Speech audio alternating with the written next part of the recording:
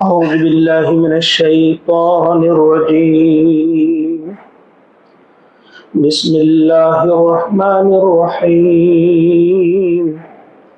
خلق السماوات والأرض بالحق يكبر الليل على النهار ويكبر النهار على الليل وسخر الشمس والقمر كل يجري لأجل مسمى ألا هو العزيز الغفار.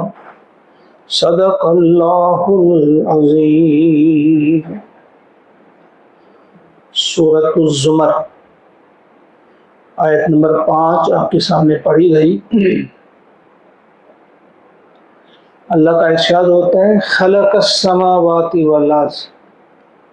خلق اس نے پیدا کیا السماوات آسمانوں کو والارض اور زمین کو بالحق حق کے ساتھ یعنی انتہائی درست طریقے سے انتہائی صحیح تدبیر کے ساتھ حق کے ساتھ ان کو پیدا فرمایا. یکور اللیل علی النہار. یکور وہ لپیٹتا ہے اللیل رات کو علی النہار دن پر. رات کو وہ دن پر لپیٹتا ہے. وَيُكَوِّرُ النَّهَارَ عَلَى اللَّيْلِ اور دن کو لپیٹتا ہے رات پر. وَسَخَّرَ الشَّمْسَ وَالْقَمَرَ اور اس نے مسخر کیا سورج اور چاند کو یعنی سورج اور چاند کو کام پر لگا دیا. کل یجری ہر ایک کل یجری چلتا ہے گردش کرتا ہے لأجل مسمى ایک مدت مقررہ تک. اجل مدت کو کہتے ہیں مسمى یعنی مقررہ ایک مقررہ مدت تک یہ چلتے رہتے ہیں. الا خبردار یاد رکھو سنو هو العزیز الغفار وہ ہے العزیز غالب ہے الغفار بخشنے والا ہے. یہ ترجمہ ہے اس آیت نمبر 5 کا. تھوڑا سا اگر ہم دھیان دیں گے کل بھی میں عرض کر رہا تھا کہ اس میں توحید عملی پر زور دیا گیا ہے، لیکن ایک بات ذہن میں رہنی چاہیے کہ انسان عمل اسی وقت کرتا ہے جب اس کے دل میں کسی سچائی نے اچھی طرح سے گھر کر لیا ہو، جب کوئی حقیقت اس کے دل میں بیٹھ گئی ہو، اس پر اس کا پورا یقین ہو، تو اس یقین کو قائم کرنا بھی انتہائی ضروری ہے. گویا جو توحید عقیدے کی توحید ہے اس کو ہمارے ذہنوں میں راسخ کرنے کے لیے یہ بات فرمائی جا رہی ہے کہ ذرا دیکھو تم اللہ کی اطاعت کیوں نہیں کرو گے، تم اللہ تبارک و تعالیٰ کے احکامات کی پابندی کیوں نہیں کرو گے. ذرا سوچو جس دنیا میں تم زندگی بسر کر رہے ہو ان آسمانوں کو دیکھو کہ پیدا کرنے والا اللہ ہے. زمین کو دیکھو زمین کو بھی پیدا کیا اللہ نے اور حق کے ساتھ. جس قسم کی زمین ہونی چاہیے تھی اسی قسم کی ہے. اگر ہم اسی پر دھیان دیں گے ہمارے لیے ہمارا جو لائف سپورٹ سسٹم ہے یہاں پہ آکسیجن کتنی ہمارے لیے ضروری ہے اتنی ہی رہے گی. آپ دیکھیں گے یہ زمین کی جو کشش ہے کیسی ہونی چاہیے، کس قدر ہونی چاہیے، کتنی دوری پہ یہ چاند ہونا چاہیے تھا، کتنی دوری پہ یہ سورج ہونا چاہیے تھا. ان تمام باتوں پہ دھیان دیں گے. ان باتوں پہ کئی بار یہاں اس کا ذکر بھی کیا گیا ہے کہ حق کے ساتھ اس کو اللہ تعالیٰ نے پیدا کیا. پھر دیکھو رات اور دن کا باری باری آنا یہ کس قدر اہم ہے. اگر صرف دن ہی ہوتا رات نہ ہوتی، یا صرف رات ہی ہوتی دن نہ ہوتا تو زندگی اس زمین پہ ناممکن ہو جاتی. یہاں یکور کے الفاظ استعمال کیے اللہ تعالیٰ نے. ایک جگہ پہ یولج اللیل فی النہار وَيُولِجُ النَّهَارَ فِي اللَّيْلِ، رات کو دن میں داخل کرتا ہے اور دن کو رات میں داخل کرتا ہے۔ وہاں دوسرے طریقے سے یعنی مختلف قسم کی تعبیریں اختیار کی اللہ تعالیٰ نے اپنے بندوں کو سمجھانے کے لیے۔ فرمایا رات کا ہونا بھی کس قدر ضروری ہے اور دن کا ہونا بھی کس قدر ضروری ہے، تو یہ ذہن میں رکھو۔ اور پھر سورج کا اور چاند کا، ان کو کام پہ لگا دیا، ان کا طلوع ان کا غروب، ان کے لیے جو راستہ مقرر کیا ہے اس سے کبھی یہ ادھر ادھر نہیں جاتے، ورنہ بڑے بڑے حادثے ہو جاتے، دنیا ختم ہو جاتی۔ یہ تھوڑا سا بھی نہیں ہلتے اس راہ سے جو راہ انہیں دکھائی ہے اللہ تبارک و تعالیٰ نے۔ تو یہ ساری چیزیں جو بھی ان کا تذکرہ کیا گیا ہے، اگر ان پر دھیان دیں گے ہم تو اللہ تعالیٰ کی وحدانیت، اگر خدا ایک سے زیادہ ہوتے تضاد ہو جاتا، دوسرا کہتا نہیں آج مشرق سے نہیں، آج سورج کو مغرب سے طلوع ہونا چاہیے، آج شمال سے طلوع ہونا چاہیے۔ یہ ساری باتیں جو ہیں اگر ان پر انسان غور و فکر کرتا ہے تو یہ سب اللہ تبارک و تعالیٰ کی وحدانیت، اس کی توحید کہ واقعی اللہ ایک ہے، اس میں کوئی دو رائے نہیں۔ فرمایا کل یجری لاجل مسمى، ان کو بتا دیا ہے، لگا دیا ہے کام میں، ہر ایک چل رہا ہے، ہر ایک گردش کر رہا ہے ایک مقررہ وقت تک۔ کون سا وقت ہے وہ اللہ تعالیٰ نے ان کو بتا دیا ہے، جب وہ پورا ہوگا تو سارا نظام درہم برہم کر دیا جائے گا، وہی ہوگی قیامت۔ الا خبردار سنو، هو العزیز الغفار، وہ العزیز ہے الغفار۔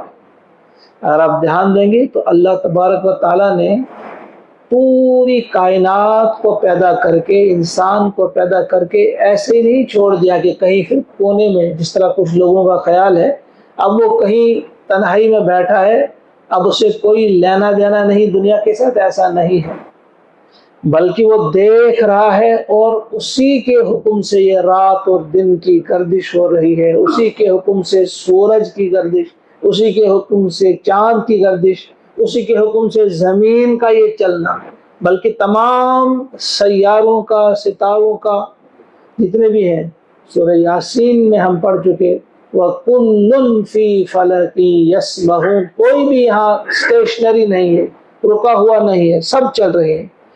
تو کہیں بیٹھا نہیں اللہ تعالیٰ خاموش، بلکہ وہی کر رہا ہے، سب اسی کا حکم چل رہا ہے۔ اللہ خبردار یاد رکھو وہ العزیز ہے، یعنی اس کی نافرمانی کرنے پر اگر تمہاری پکڑ نہیں ہو رہی ہے تو اس کا مطلب یہ نہیں کہ اس کو طاقت نہیں، وہ العزیز ہے، وہ غالب ہے، اور ساتھ ہی ساتھ الغفار ہے، یعنی بہت معاف کرنے والا، بہت بخشش کرنے والا، تمہاری بے شمار خطاؤں کو وہ معاف کر رہا ہے، تمہیں مہلت دے رہا ہے، تمہیں بار بار معاف کرتا ہے، وہ غفار ہے، بہت زیادہ بخشنے والا۔ اب اس کے بعد انسان کو اپنی طرف توجہ دلائی کہ اپنے ہی آپ کو ذرا دیکھو، تو کائنات کی سیر کرانے کے بعد اب انفس کی، تو آفاق کی سیر تھی، اب انفس کی کیا؟ خلقکم، تم کو پیدا کیا، من نفس واحدۃ، ایک جان سے، ثم پھر جعل اس نے بنایا، منہا اس سے، زوجہا اس کا جوڑا، وانزل اور اس نے اتارا یا اس نے بھیجا، تو اس نے پیدا فرمایا، لکم تمہارے لیے، من الانعام مویشی، چوپائے، چوپائیوں میں سے، ثمانیت ازواج، ثمانیہ 8 ازواج جوڑے، 8 جوڑے۔ پہلے انسان کو بتایا کہ تمہیں پیدا کیا اور ایک ہی نفس سے تمام انسانوں کو پیدا کیا، پھر بنایا اس سے اس کا جوڑا۔ تو یہاں کبھی کبھی انسان سوچتا ہے کہ بھائی پہلے آدم کو پیدا کیا، پھر ساری دنیا کو پیدا کیا، پھر اس کا جوڑا بنایا، ہوا کو پیدا کیا، نہیں، یہ ترتیب جو یہاں بیان کی ہے ترتیب زمانی نہیں ہے یہ، بلکہ ترتیب بیان اس کو کہتے ہیں، یہ ایک سٹائل کہنے کا ہے، یہ دوسری زبانوں میں بھی اس قسم کا استعمال ہوتا ہے۔ ورنہ آدم علیہ السلام کو پیدا کیا، پھر آدم سے اس کی بیوی پیدا کی، پھر ان دو کے ذریعے بے شمار مرد اور عورتیں دنیا میں پھیلا دی، سورہ نساء میں ہم پڑھ چکے ہیں۔ وانزل لکم، اور پھر اتارے نازل کیے تمہارے لیے انعام مویشی چوپائے. تو اتارنے سے یہاں مراد کیا ہے؟ کس طرح سے پیدا کیے؟ جس طرح حدید کے بارے میں بھی کہا ہے سورۃ کی وانزلنا الحدید، ہم نے لوہا اتارا. دراصل انسان کے ذہن میں یہ بات بٹھانے کے لیے کبھی کبھی وہ کسی چیز سے فائدہ اٹھاتے ہیں تو اسی کی عظمت ان کے دل میں آ جاتی ہے، وہ اسی کی پوجا کرنے لگتے ہیں. تو فرمایا یہ جو تمہارے فائدے کے لیے ہم نے چوپائے اتارے ہیں، یہ یوں ہی نہیں، یہ وہیں سے آئے ہیں. گویا اللہ نے خود ان کو اتارا ہے، اللہ تعالیٰ ہی نے تمہارے لیے ان کو بنایا ہے، تم ان سے فائدہ اٹھاتے ہو. یہ ثمانیت ازواج کا ہے 8. دراصل یہ 4 کے جوڑے، جیسے اونٹ اور گائے بڑے جانور، اونٹ گائے ان کے جوڑے ہو گئے وہ 4، اور پھر بھیڑ اور بکری یہ چھوٹے جانوروں میں سے ان کے بھی جوڑے وہ بھی ہو گئے 4، تو یہ 8 ہیں. یہ اتارا تمہارے لیے. گویا اللہ تعالیٰ نے فرمایا کہ تمہیں پیدا کرنے کے بعد بھوکا یا پیاسا نہیں مارا، بلکہ تمہارے کھانے کا بندوبست کیا. دودھ اور گوشت انہی سے تم حاصل کرتی ہو.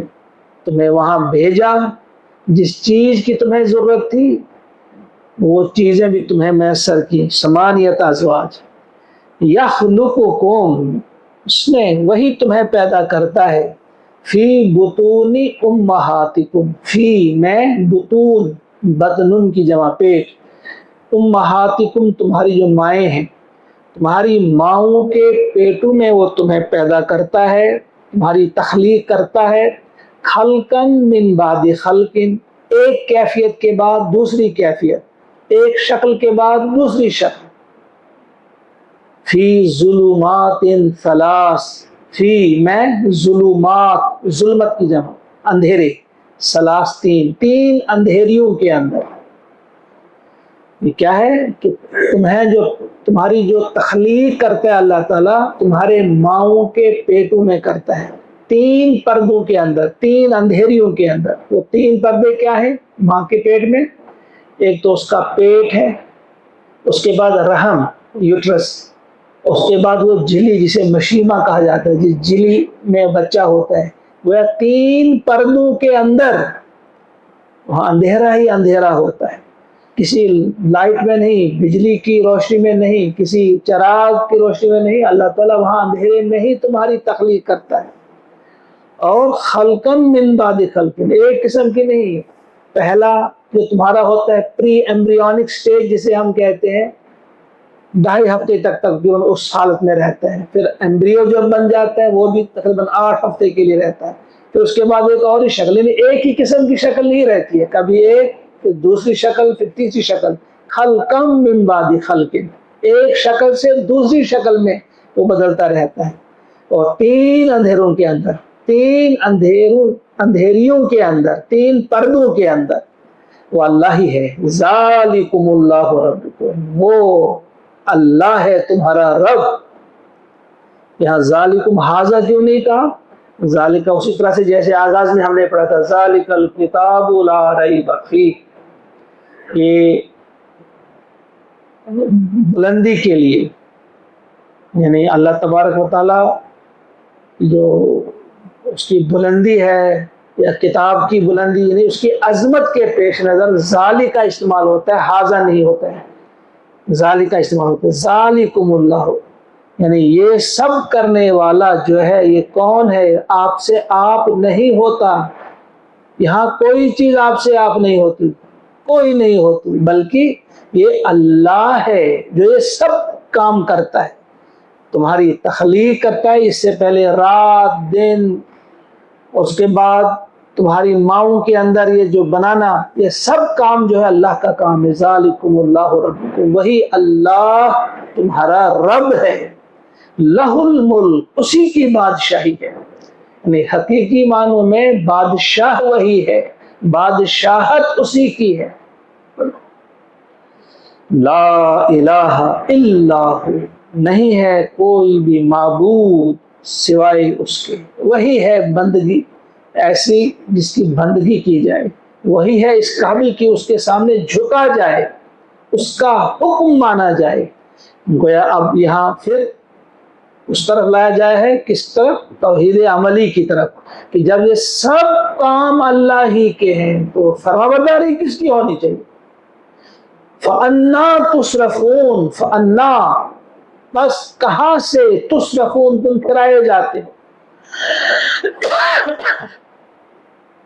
یعنی یہ جب سب چیزیں تم جانتے ہو، غور و فکر کرنے کے بعد یہ سب کام جو ہے اللہ کے ہیں، لہذا لازم ہے کہ اسی کے سامنے جھکا جائے۔ پھر یہ کون ہے، کہاں سے تم پھرائے جاتے ہو، یعنی کس شیطان کے ہاتھ میں تم نے اپنی یہ لگام دی ہے کہ یہ سب کام تو اللہ نے کیے ہیں اور تم اطاعت کسی اور کی کرتے ہو، بندگی کسی اور کی کرتے ہو۔ یہ کیسے ممکن ہے؟ تم ذرا عقل سے کام تو لو۔ لا الہ الا ہو فانا تصرفون، پس تم کہاں سے پھرائے جاتے ہو۔ اب یہاں بھی دیکھیں کیا اللہ تعالیٰ کا ایک کلام ہے، بہرحال اس کا کے بارے میں کیا کہا جاتا ہے؟ ان سے خطاب نہیں کیا جو پھرانے والے ہیں، جو راہ راست سے ہٹانے والے ہیں، ان سے بولنے کا کوئی فائدہ نہیں، وہ تو سمجھنے والے نہیں، ان کو کرو دفع کرو۔ لیکن یہ جو سادہ عوام جن کو بہکایا جاتا ہے، ان سے کہا جاتا ہے بھائی تمہیں ہو کیا گیا ہے، ذرا سوچو، تم نے اپنی یہ باغ ڈور کس کے ہاتھ میں دی ہے، تم نے اپنی لگام کس کے ہاتھ میں دی ہے، کون تمہیں اپنے پیچھے پیچھے چلاتا ہے؟ جب سب کچھ یہ کام اللہ نے کیے ہیں تو اللہ کے ہو جاؤ، اللہ سے پوچھو کہ ہم کیا کریں، اللہ سے پوچھو ہم کہاں جھکیں، اللہ سے پوچھو ہم کیا کھائیں، ہم کیا پیئیں، کون سے کام کریں، کن سے بچیں۔ اللہ سے پوچھنے کے بجائے تم کبھی دائیں جاتے ہو، کبھی بائیں جاتے ہو، کبھی ایک کے پیچھے کبھی دوسرے کے پیچھے۔ تو یہاں بھی دیکھیں اب ان سے نہیں کہا گیا جو گمراہ کرنے والے شیطان یا شیطان کے چیلے ہیں، ان سے نہیں کہا گیا، بلکہ گمراہ ہونے والی عوام سے کہا جاتا ہے، سادہ لو عوام سے کہا جاتا ہے فَأَنَّا تُصْرَفُونَ، تم کہاں سے بہکائے جا رہے ہو، یہ کون سی جگہ ہے جہاں سے تمہیں ہٹایا جا رہا ہے راہ راست سے، صراط مستقیم سے۔ اب ایک آیت اور 3 آیتیں ہم آج پڑھیں گے، مکمل کریں گے۔ اب ان سے کہا جاتا ہے کہ اگر یہ بہکائے جاتے ہیں، اگر تم نے آج عقل سے کام نہیں لیا تو پھر کیا ہوگا تمہارے، سوچو، تمہارا بہکایا جانا اور ہماری ناشکری کرنا اس سے ہمیں کوئی نقصان نہیں، لیکن تمہیں نقصان ہے۔ سوچو کہ تمہیں کون کھینچتا ہے اپنی طرف۔ سنو، ان تکفروا، اگر تم ناشکری کرو گے، یعنی کفر کرنا ناشکری ہے، اگر تم کفر کرو گے فإن اللہ، پس بے شک اللہ تعالی غنی عنکم، وہ بے نیاز ہے تم سے، لاپرواہ ہے تم سے، اسے تمہاری ضرورت نہیں ہے۔ اگر تم کفر کرو گے اس کا کوئی نقصان نہیں، نقصان تمہارا ہے۔ کیوں؟ ولا یرضا، اور وہ پسند نہیں کرتا، وہ راضی نہیں ہے اس بات پہ، لعبادی، اپنے بندوں کے لیے، الکفر، کہ وہ کفر کریں۔ یہاں سمجھنا چاہیے لیرضا، یرضا راضی ہونا ہے، رضا اللہ کی ایک چیز ہے، مشیت کچھ اور ہے۔ جو کچھ بھی ہوتا ہے اللہ کی مشیت سے ہوتا ہے، اور رضا الگ ہے، پسند کرتا ہے اللہ کی نہیں کرتا ہے۔ مثلا یہاں ہم کئی بار پڑھ چکے ہیں، ایک چور اگر چوری کرتا ہے اللہ کی مدد کے بغیر نہیں ہو سکتا، اس کی بھی مدد کی جاتی ہے۔ جو غلط راستے پہ جاتا ہے، اللہ کا ارشاد ہے فَسَنُيَسِّرُهُ لِلْيُسْرَى، جو یسرا والے کام ہے، فطرت کے عین مطابق جو کام ہے ان میں بھی مدد اللہ ہی کرتا ہے۔ اور فَسَنُيَسِّرُهُ لِلْعُسْرَى، اور جو فطرت کے خلاف کام ہے، گناہ کے کام ہے، غلط کام ہے، تو وہ کرتا ہے، اس میں بھی مدد وہی سے آتی ہے۔ لیکن اس کا مطلب یہ نہیں کہ وہ اس سے راضی ہے۔ اگر غلط کام کرنے پہ اس کے ہاتھ روک دیے جاتے تو پھر یہ امتحان کیسا تھا؟ پھر تو کوئی ایک انسان بھی غلط کام کر ہی نہیں سکتا تھا۔ لہذا یہاں بات یہ سمجھیے، مشیت ایک چیز ہے، اللہ کی مشیت کے مطابق ہی سب کچھ ہوتا ہے، لیکن اللہ کی رضا کچھ اور ہے۔ اگر تم کفر کرو گے تو اللہ کو اس سے کوئی نقصان نہیں۔ وہ حدیث پاک آپ کو یاد ہوگی جس میں حدیث قدسی اللہ تعالیٰ فرماتے ہیں بندوں سے، میرے بندو، اگر تم سب کے سب انسان، پچھلے اگلے سب انسان، سب جن، اتنے گناہگار بن جاؤ جتنا کہ دنیا کے جو سب سے بڑا فاجر ہے اتنے تم گناہگار بنو گے، تو اس سے بھی اللہ تعالیٰ کی عظمت میں کوئی کمی آنے والی نہیں، اس سے اس کی یعنی بڑائی میں، عظمت میں، اس کی ربوبیت میں، کبریائی میں کوئی فرق آنے والا نہیں۔ اور اسی طرح سارے کے سارے نیک بنیں گے، اگلے پچھلے انسان جنات سب، تو اس کی عظمت میں اضافہ بھی نہیں ہوگا، وہ آلریڈی اتنا بڑا ہے کہ اس سے بڑے کا تصور ہی نہیں۔ تو یہاں بھی فرمایا کہ اگر تم کفر کرو گے تو یاد رکھو اللہ بے نیاز ہے، البتہ یہ بھی یاد رکھو وہ راضی نہیں، وہ پسند نہیں کرتا اپنے بندے کے لیے کفر، اس لیے پسند نہیں کرتا کہ اس کا کوئی نقصان ہوتا ہے، نہیں، بندے ہی کے فائدے کے لیے، کیونکہ اللہ جانتا ہے بندے کا کفر کرنا اس کے لیے نقصان دہ ہے، لہذا وہ پسند نہیں کرتا کہ یہ کفر کرے۔ وَإِن تَشْكُرُوا، اور اگر تم شکر کرو، یہاں پھر سمجھو کفر کے مقابلے میں شکر لایا ہے، وہ کفر یہاں سے مراد کیا ہے؟ ناشکری، ناشکری کرنے والا، جو کفر کرنے والا ہوتا ہے وہ ناشکرا ہوتا ہے، کیونکہ شکر گزار بندہ پہلے ایماندار ہوگا۔ شکر گزار وہی ہو سکتا ہے، ایک شخص کفر کرنے والا وہ کبھی شکر گزار نہیں ہو سکتا، جس نے کفر کیا، جس نے اللہ کو مانا نہیں، اللہ کی اطاعت نہیں کی، تو وہ گویا کفران نعمت کرنے والا ہے، ناشکرا ہے۔ اس کے برعکس اگر تم شکر کرو گے، وَإِن تَشْكُرُوا يَرْضَهُ لَكُمْ، تو وہ اسے پسند کرتا ہے تمہارے لیے، اگر تم شکر گزاری اختیار کرو گے نا تو وہ تمہارے لیے اس کو پسند کرتا ہے۔ ہمیں بھی شکر گزار بندہ بننے کی کوشش کرنی چاہیے۔ شکر گزار، ہم کھانا کھاتے ہیں، ہم کو سکھایا گیا ہے کہ آپ نے کھانا کھانے کے بعد کیا پڑھنا ہے، اس وقت بھی شکر کرنا ہے، الحمدللہ۔ اور یہاں تو کچھ ہمارے ایسے ہیں، ان کا معمول رہا ہے کہ ہر لقمے کے بعد وہ الحمدللہ کہتے ہیں۔ اب امام احمد ابن حنبل رحمۃ اللہ تعالی علیہ، ان کا یہ طریقہ تھا کہ ہر لقمے کے بعد ہم، کسی نے کہا کہ یہ ہر لقمے کے بعد آپ کہتے ہیں تو آخر میں کہہ سکتے ہیں، انہوں نے کہا عقل و حمد خیر من عقل و صمت، کا کھانا اور حمد کرنا اس سے بہتر ہے کہ ہم کھائیں اور خاموش رہیں، یعنی کھانے کے بعد خاموش رہیں، کیوں؟ دوسرا لقمہ بنانا ہی ہے، تھوڑا سا وقت لگے گا، تب تک ہم الحمدللہ کہیں گے۔ بہرحال یہ ایک الگ چیز ہے، کچھ لوگوں کا الگ سے معمول ہوتا ہے، لیکن کم از کم کھانا جب ہم ختم کریں اس کے بعد اللہ کا شکر ادا کرنا۔ لیکن یہ صرف زبانی شکر نہیں ہے، شکر ہمارے جو عملی شکر ہم نے کہا، ہم نے عملی شکر بھی کرنا ہے، خالی زبانی شکر نہیں۔ اللہ کا کھانے کے بعد اللہ ہی کی فرما برداری، اللہ کا دیا ہوا پہننے کے بعد اللہ ہی کی فرما برداری، اللہ کی دی ہوئی سانسیں، اللہ کی دی ہوئی ہوا، یہ زمین، رات کو نیند جب ہم کرتے ہیں، نیند کے بعد اٹھتے ہیں تو صرف زبان سے نہیں بلکہ عملی شکر یہ ہے کہ وقت پر ہم جاگیں۔ جس اللہ نے میٹھی نیند ہمیں سلایا، اب اس اللہ کا یہ حق بنتا ہے کہ ہم اس کے آگے وقت پر اٹھ کر جھکیں۔ ہم تو صبح ہی نافرمانی کر جاتے ہیں،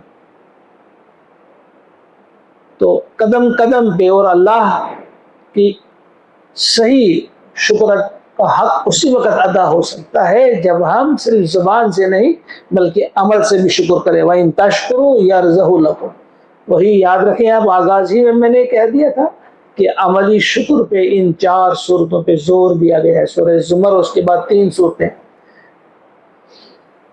وَلَا تَزِرُ وَازِرَةٌ وِزْرَ أُخْرَىٰ، وَلَا تَزِرُ، اور نہیں اٹھاتا ہے یا اٹھائے گا، وَازِرَةٌ، کوئی اٹھانے والا، وزر، بوجھ، اخرى، دوسرے کا۔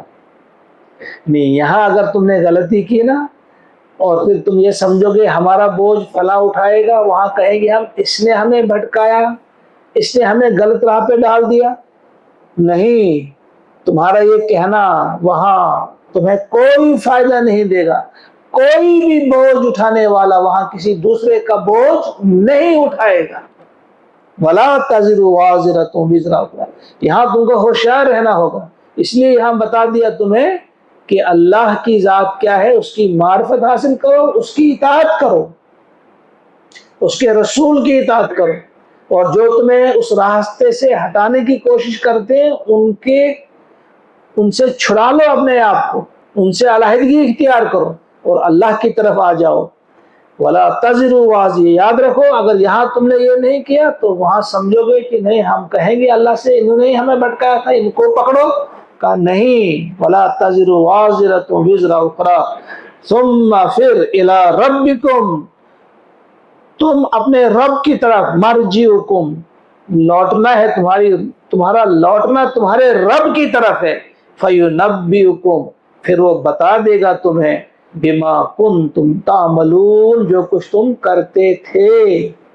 ایک ایک تمہاری ادا وہ کیچ کی گئی ہے، ایک ویڈیو بن رہی ہے، تمہاری ویڈیو تمہارے سامنے رکھی جائے گی، تم کسی بھی صورت میں انکار نہیں کر پاؤ گے وہاں کہ نہیں یہ میں نے نہیں کیا ہے، نہیں یہ میں نے اپنی مرضی سے نہیں کیا، اس نے کرایا ہے، اس نے کرایا ہے، اس نے مجھے بہکایا، اس نے پھسلایا، نہیں۔ بما کنتم تعملون انہ علیم بذات الصدور، بے شک وہ علیم ہے، جاننے والا ہے، بذات الصدور، دلوں کی پوشیدہ بات ہے، دلوں کے راز تک وہ جانتا ہے۔ اسی لیے کچھ اعمال ایسے ہیں کہ صرف خیال آیا اس پر بھی پوچھ ہوگی۔ ایک تو ہے نا عمل جو ہم نے کیے ان پر تو پوچھ ہوگی، وہ تو پوچھا جائے گا ان کے بارے میں، لیکن کچھ خیالات بھی ایسے ہیں کہ صرف خیال کے بارے میں بھی، وہ جو کہا گیا ان بعض الظن اسم، بعض گمان جو ہے، بعض گمان گناہ ہے، وہ تو حالانکہ گمان صرف دل سے انسان کرتا ہے، زبان سے کچھ نہیں کہا، ہاتھ سے کچھ نہیں کیا، لیکن گمان رکھا آپ نے کوئی غلط، وہ بھی اسم ہے، وہ بھی گناہ ہے۔ گویا کچھ ایسے گناہ ہیں جو دل کے متعلق بھی گناہ ہے۔ لہذا انہ علیم بذات الصدور، صرف اتنا ہی نہیں کہ عمل درست کرو اپنے جوارح سے، اپنے اعضاء سے، بلکہ اپنے دل کو بھی درست رکھو۔ اللہ تعالیٰ سے دعا ہے کہ جو 3 آیات کا آج ہم نے مطالعہ کیا، ان کو ٹھیک طرح سے ہمیں اپنے دلوں میں بٹھانے کی اللہ تعالیٰ توفیق عطا فرمائے، اور عمل کرنے کی توفیق ہم سب کو اللہ تعالیٰ عطا فرمائے۔